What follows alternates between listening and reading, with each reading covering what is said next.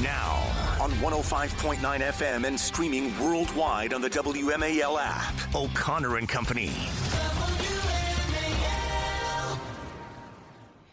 Good Friday morning. It is 5:07 on News Talk 105.9 WMAL, and you are listening to your Friday gal, Patrice Onwuka. We know Larry is out giving away his daughter. We are so excited to celebrate with him, but I've got here Derek Hunter. Good morning, Derek. Good morning, Patrice. Yes, I'll be playing the role of Larry O'Connor today, but my kids are only 6 and 7. My daughters, anybody even talks about marriage is probably going to get a busted nose. It's too soon. I don't know how Larry's handling it. Talking to him the other day at the Free Speech Forum, he was getting choked up. So I imagine right now he's sleeping and still managing to cry, knowing Larry. I think he's going to be, he's going to have it together, but I do know that he is excited, and our hearts are with him. Says he doesn't he cries. I think he's going to make it through. He's going to cry beforehand and afterwards, but we'll get into it. This morning at 6:35, we have Jim Hansen, president of Security Studies Group, 7:05, Charlie Sparing with the Daily Mail. At 7:35, Ron McGill, communications director for the Zoo of Miami. Stick around for that story. And at 8:05, Reagan Reese, White House correspondent with the Daily Caller. Derek, this is the end of 100 days, the first 100 days of President Trump's administration. And it's a week-long celebration of 100 days. It's a week-long celebration. It's like 103 day right now, but you know what? We're going to take the whole week. Well, we are, and we kicked it off at WMAL on Sunday evening, seeing all the fantastic listeners out there, and then we just kept rolling on in. We saw the White House doing lots of events, including one that I was honored to go to. I love the music. There was no walkout music, but I'm going to take it for today.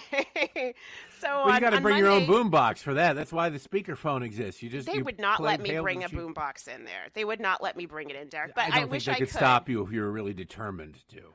I don't want to see them try to stop me. This is the White House we're talking about. Those guys had guns protecting the president.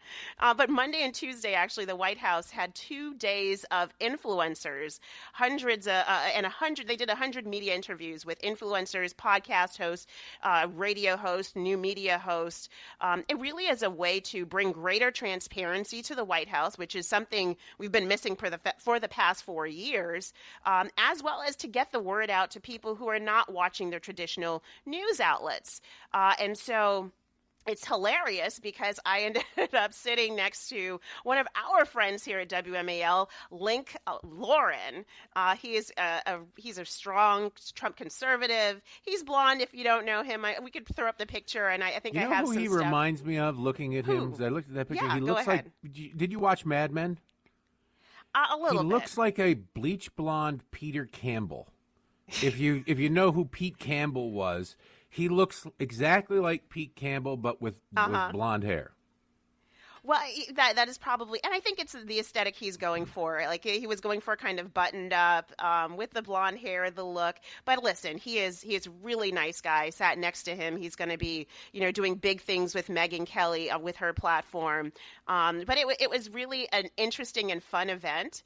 I actually wasn't sure, but it started off with us entering the gates and seeing the sea of faces. Faces of criminal illegal aliens that have been arrested and deported. Now, I saw that, Patrice. I saw that on CNN. Yes. So at the White House were the faces blurred out, or was that just No, they were fully visible. They were fully visible. It was just CNN that blurred out these faces because they didn't want to cover the story.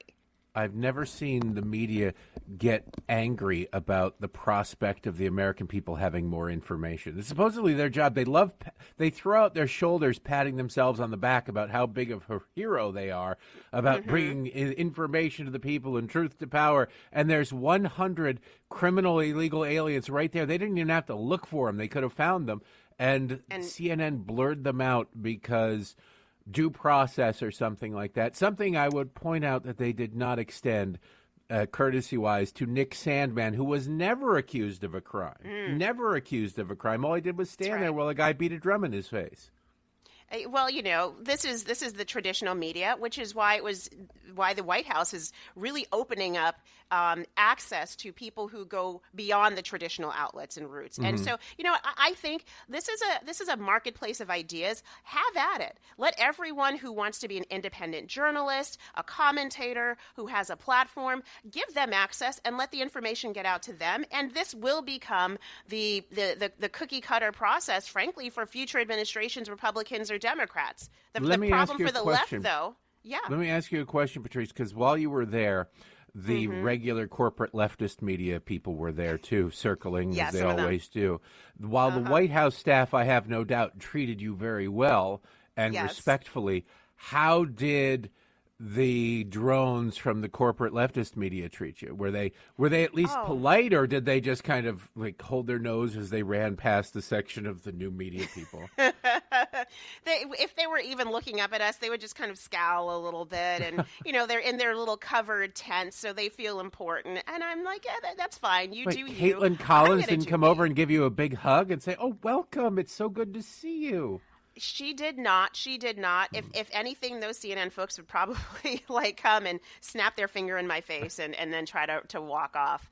But listen, people think that this was just all fun and games. I actually, in the question that I asked Caroline Levitt, who gave us an intimate meeting with her, it was televised or streamed live, on the White House's platform. But let's play a little bit of the clip that I asked, the question that I asked. Patrice and Onwuka with Independent Women and WMAL. Oh, great. We love working with the administration to really tout policies that work for families and work for small businesses in this country. Next week is Small Business Week, and I know that the SBA will be, championing all the small businesses, the millions in this country, almost half of which are women-owned. But I'd love to find out what the president feels about independent contractors who are not typical W-2 employees, not 9-to-5 workers, but who hang their own shingle. They're 1099 workers. We saw the Biden administration really try to crack down on that small business entrepreneurial spirit, and we're hopeful that the administration would overturn what the Biden administration did and maybe even work with Congress to pass some lasting changes, codify some lasting changes that would protect, your ability to be self-employed, your ability to be a small business owner. Well, the president is a businessman at heart himself, right? He's a real estate developer, and I think that's a large reason the American people elected him the first time and the second time, because they trust in him. And small businesses are the backbone of our American economy. I come from a small business family myself, and the president knows what small business families need and independent contractors need, entrepreneurs need. So that was we gave you a little bit of a clip of it. You guys know at IWF, and Tim Pool, the podcaster, famously learned from the mistake of moving to West Virginia about what the previous administration and Democrats in general have done to the idea of independent contractors. Anybody who works in Uber, depending on where you are in the country, you can't do it, or it's nearly impossible. Writers who do contracting work, they make it more and more difficult. I never thought we'd live in a world where the government was going, what can we do to make it more difficult for people to support themselves? I get they want to tax us, but now they also want to prevent us from being able to earn taxable income. It's amazing. Listen, Derek, this is all a union play, right? Independent contractors cannot be unionized, and labor unions have been falling out of public favor. And so if you force them to be reclassified as employees, listen, not every person wants to work for someone. They want to be independent, and not every company can afford to hire and not every person wants to be in a union. But they're trying to take those rights away. It tells you something about a union. It tells you something about union bosses think of the product they're offering, that the idea of voluntary membership in their organization terrifies them. They want it mandatory. If you can choose to join or not, they're like, no, you can't do that. It tells you everything you need to know about them. It does. Well, listen, we're going to have a little bit more on the first 100 days, including a last-minute decision on this topic last night. I'm getting a statement out this morning. But stay with us. It's 5:15 on WMAL. WMAL, making sense of the news. Live from the Home Paramount Pest Control Studios. Home Paramount, the leader in pest control since 1939. All right, so Derek, we're talking about the end of the week, the first 100 days of the Trump administration this week. And I did mention just before we took a little weather break that last night the Trump administration, their Department of Labor did say, they put out a statement, guidance saying that they're not going to be enforcing Biden's rules. Those would have made it really difficult to continue to be an independent contractor. And in the meantime, there's several legal challenges going on to overturn Biden's rule, and we have legislation in the House to overturn Biden's rules. Really good news. I'll be writing lots of stuff about this at IWF. But let's just talk about some losers during the first 100 days of Trump's presidency. It's only a 4-hour show if you're going to get into the losers here. I think we could pick one. All right, Chuck Schumer. I think his party will call him a loser. We've got here some great audio here of him talking about polling numbers. Just Derek. Do you think he's a loser right now for the party? I love him because he's wildly unpopular and he makes Democrats angry. So, no. Look, he's obviously in a precarious position. He dared stray from the hive mind. He is the one Borg who dared go against what the Queen had decreed, and that means you have to be exorcised from it. But no, in this clip, Chuck was asked about Donald Trump's poll. He cites Donald Trump's polling numbers as though it's indicative of something. Now, depending on which poll you look at, he's anywhere from 51% approval down to 42% approval, given how wrong the polls have been since 2016. I'm not sure I'd hang my hat on anything related to the polls, but it's kind of funny because of what comes next. But first, we got to listen to what Chuck says about Donald Trump. So can we get that, please? The polls this week show Trump has the lowest 100-day approval rating since they started polling 80 years ago. The lowest. The lowest since they've started polling. All right, but now let's play cut 7 to follow up. Manu Raju of CNN comes in and reminds Chucky that, hey, here's a reflective surface, Chuck. You are slightly less popular than Hangnail. Go ahead. Yes. There's a poll out today that has your approval ratings lower than any other congressional leader at 17%. Are you concerned that you may be a liability for your party? Polls come and go. Our party is united. We're on our front foot. We're stepping forward, going after Trump, and having real success. Polls, schmalls. Well, you can't trust the polls, but boy, let me tell you about the polls against Donald Trump. He's so unpopular. What about you? Polls don't mean anything. They didn't. That's probably a poll of his family, honestly. Polls matter to people when they like it. That's the bottom line. And you could pretty much find a poll to say every and anything under the sun if you know how to ask the right questions. Patrice, now, as I always say, if you control the unit of measure, you control everything. And so if Chuck Schumer... So bean counters matter most here. Oh, of course it does. You choose which data to highlight. Oh, the crime is up 100%. Well, it's up from 1 to 2. So, like, it was 2. It's 100% sounds awful, but then you look at the actual data and it's a different story. Always be wary of anybody who only wants you to see what is helpful to them.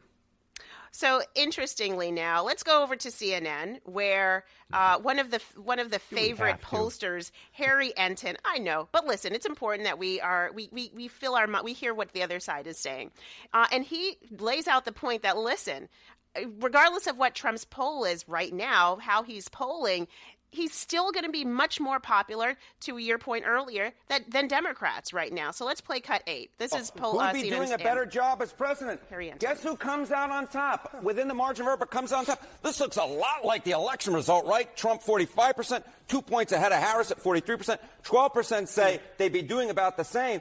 But this is the key nugget here. It's not just about regretting that vote. It's literally saying who would be doing the better job right now. And Trump continues to score a higher percentage of the vote than Kamala Harris. This looks a heck of a lot like the election result. We have just seen this in poll after poll after poll. All right, there you go. It's one of the universal truths. Democrats are disliked. I love how they're not willing to deal with it, but I do love Harry Enton. Yeah, Donald Trump is, people are always mad at the person in power. We'd still rather have him than her. by That's the key, though, Derek. That's the key. Him, then her. So for Kamala Harris, who probably still has presidential aspirations, don't. And no, frankly, no. for the left, But you're doing it wrong. Come on, Kamala, you can do it. I know I'm supposed to push Don't her go out the there. Nixon route. Run, Don't Kamala, go run. governor of California. Don't try to be governor of California. Run again. Become the face of your party. I think a unity ticket with you and Jasmine Crockett. It can't lose. Goodness. Let's do this. I don't know if Jasmine Crockett's old enough, but we can amend the Constitution just to put her on the ticket. Come on. Well, you know what? If we're going to amend the Constitution, let's amend it so that I can run for president. I'm a naturalized citizen, so right now I could never be president. My boys can. So if we're talking about amending the Constitution for the presidency, I'm all for it. How about we just make you a cabinet post? You can be secretary of whatever you want. You get first pick. Secretary of whatever I want. I will take it. It's 5:23 WMAL. All right, coming up, we've got great immigration news. Stay with us. It's O'Connor and Company at 5:30. WMAL-FM, Woodbridge, Washington, a Cumulus media station. Making sense of the news. News Talk 105.9. WMAL. News now.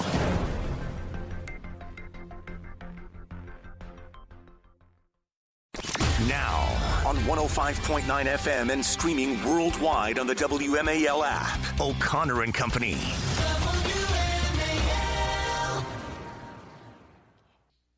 All right, it is 5:37 on News Talk 105.9 WMAL. It is a good Friday morning.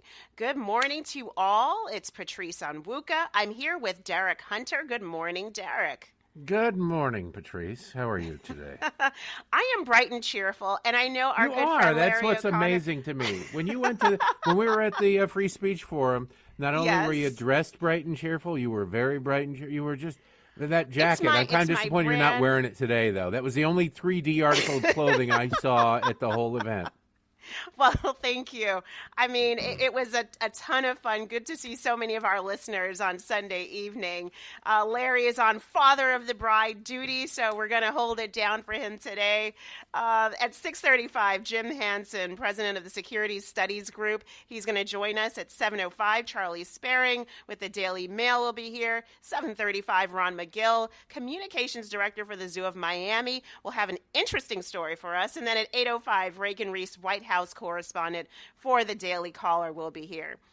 So I talked about some good news on the immigration front. I mean, there has been a tremendous amount of news in this past 100 days. And unfortunately, let's start with the bad stuff. So yesterday, a judge ruled that President Trump's use of the Alien Enemies Act for gangs is unlawful. This is a federal district judge who said that the Trump administration cannot use this act to deport Venezuelan gang members to that wonderful luxury vacation prison in El Salvador. Derek, I mean, does this get kicked up to the Supreme Court? It had better. The Supreme Court seriously needs to step in at this point. If you want the judicial branch to maintain any semblance of legitimacy, I don't care which way the Supreme Court rules in, the idea of nationwide injunctions and some random judge you've never heard of who is not the only court in the Constitution is the Supreme Court. The rest of them are created by Congress. The Chief Justice needs to take the reins of the entire judicial branch and slap these people down with a ruling that overturns one of these ridiculous injunctions in a way that is unambiguous. It says this is not doable. I think there were only somewhere near a dozen in the entire 20th century nationwide injunctions by these federal courts, and there have been over 80 in the Trump administration in just over 100 days. It is a flex. It is it is activism with a painting smock on. It should not be tolerated. If they're at all worried about the courts maintaining legitimacy, they need to go back to being referees and take off a uniform. And if they don't do it, then what's the point? What's the point of them? You can tell. It's sad, Patrice. Pretty much my whole life, you could look at the Supreme Court and go, "Who appointed them? Which party were they in? We know how they're going to vote." With the exception of the conservatives, the real conservatives. Not the Roberts conservatives, but the Clarence Thomases and the Antonin Scalias and the Alitos, because on occasion, depending on the argument, depending on the principle, they'd go, no, I'm with the other side because that's what the Constitution mandates. I don't remember a controversial, politically tangential decision where Elena Kagan says, nope, I see their point. I'm with the conservatives on this one. It's always three against what. It's true. It's those three as a voting block, and then the rest of the court decides where it goes. It can't and sometimes be like you see that. them. It's true. And I'm hopeful that they do, as you rightly said, stop these nationwide injunctions. In this case, we saw here the 1798 Alien Enemies Act. It enables migrants to be deported amid a, quote, invasion or predatory incursion by a foreign nation. And the judge in this case says, yeah, I don't see it.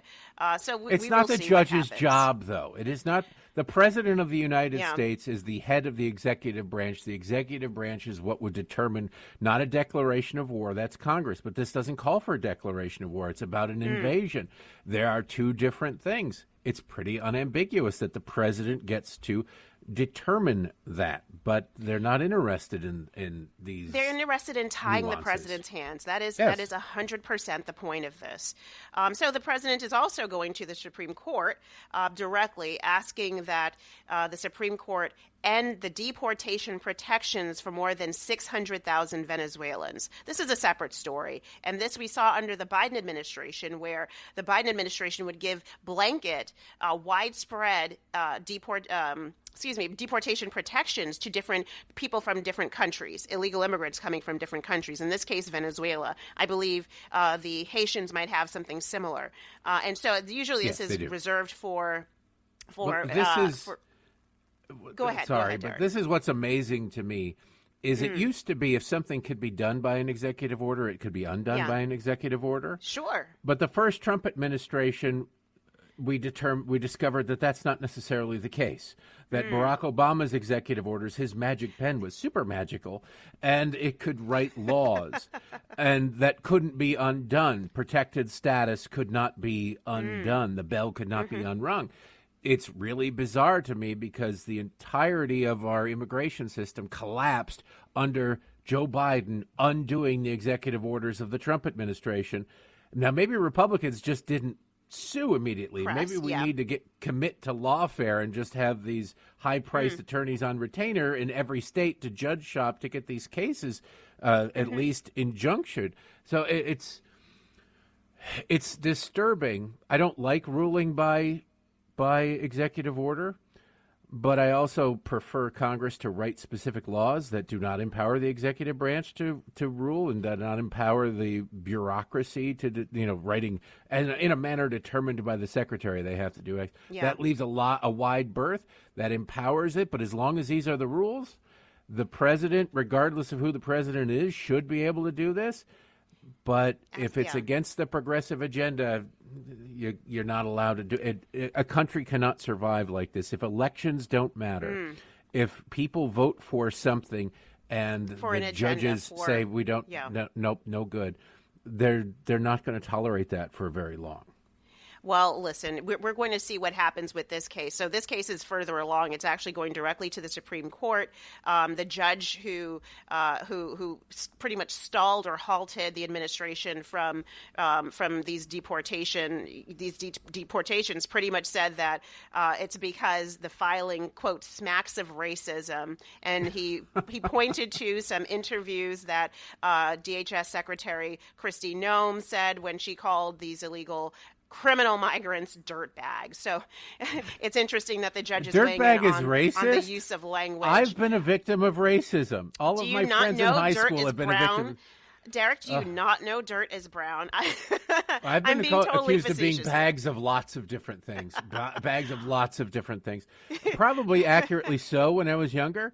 And so it's, I'm not really worried about it. But, yeah, it's amazing to me how these people, they're not putting their thumb on the scale. They're putting their butt on the scale. They're putting their whole body weight on the scale. Let's put a pin on this conversation, Derek. We're going to continue with this in just a moment, but it is 5:45 WMAL. Later this morning on the Chris Plant Show, RFK Jr. says fluoride in the water makes everyone stupider, and that could explain everything. 9 a.m. on WMAL. All right, so Derek, we we left off talking about dirtbags in the context of illegal immigration in this country and how telling it is. We are both Marylanders, and I think everyone in this nation has heard about the notorious Maryland man, which, the pictures in our local media have suggested he's a good father and dad of babies, and he was just abducted in the middle of the night by the Trump administration. Well, he'll beat you up shipped if you say overseas. anything else about him, if you're his wife.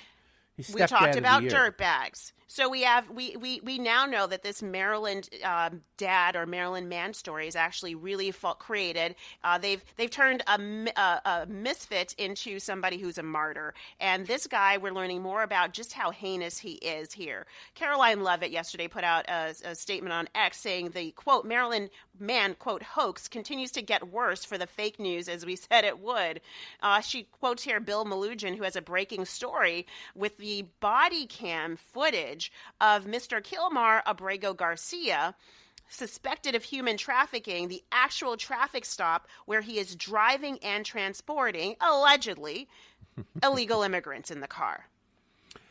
Look, I don't know about you, but I spend my weekends driving 8 random people who all give my home address as their address from Texas to Maryland. That's just what I do. What happens? It's just a thing a Maryland man does? It is. As a Maryland father, Patrice. A Maryland I give so much. It is hilarious to me the way that the Democrats have twisted themselves. It is a ready, fire, aim situation. They wrap themselves, they chain themselves to Miguel or Kilmar Abrego Garcia without ever doing a simple Google search on it. All this information is available to the public if anybody had decided to do something like, research.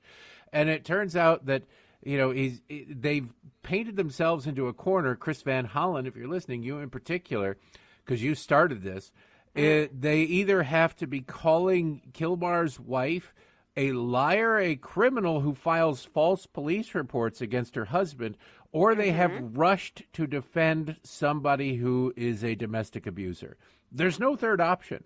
I don't know what. That's why you see them kind of walking away like a blackjack dealer at shift change in a Vegas casino, where they clap their hands together and put. There's nothing up my sleeve.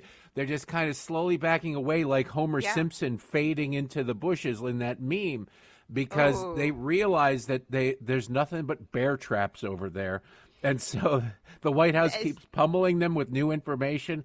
I love it. Well, let's listen to the body cam if we can play cut 9. What you say? It's my boss. I said I've never seen one with that many seats. Oh, really? Yeah. That's why I was asking if you'd put an extra one in. No. Maryland? Yeah, auction. Whose vehicle is it? What, excuse me? Whose car is it? It's to my boss. Your boss? My boss, yeah. Where's he live? Where's your boss live? My boss right now is staying in Maryland, but he lives in Texas. Okay. In Houston, Texas. All right, so what you were just listening to he was the actual teleworking. audio. He works for his boss in Texas. That is not what Derek, I don't think that's what we mean by teleworking. where Kilmar Abrego Garcia is trying to explain to this police officer how it is that he's hauling all of these people in this vehicle. He's from Maryland, or he lives in Maryland, but he's now claiming he actually lives in Texas.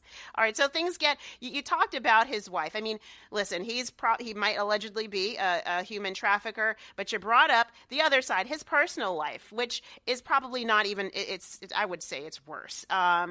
We know that there have been plenty. His wife has taken out orders against him, protection order against him because of his violent streak, and it shatters as this information comes out. It shattered this image of him as this great and loving father and husband. And so, cue the Democrats to use this lady's story to now do some cleanup on aisle 9.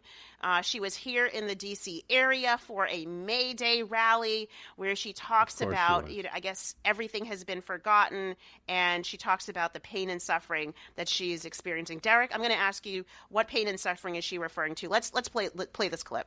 It's been 50 days. 50 days of pain and suffering. 50 days of uncertainty. And as we finally saw the proof that Kilmar was alive, my children and I had to watch Trump and Bukele's administration laugh over pain. What do you think, Derek? I mean, look, there's a lot of people think Nicole got back together with OJ an awful lot before she finally had the break. And look, the pressure on her, I don't judge anybody. Maybe she does.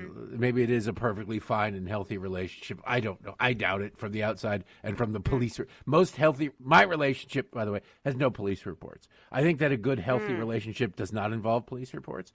But that's just me. I'm old-fashioned that way. But the pressure on her right now to keep towing the line, she is the cause celeb at the moment for an entire political party in this country.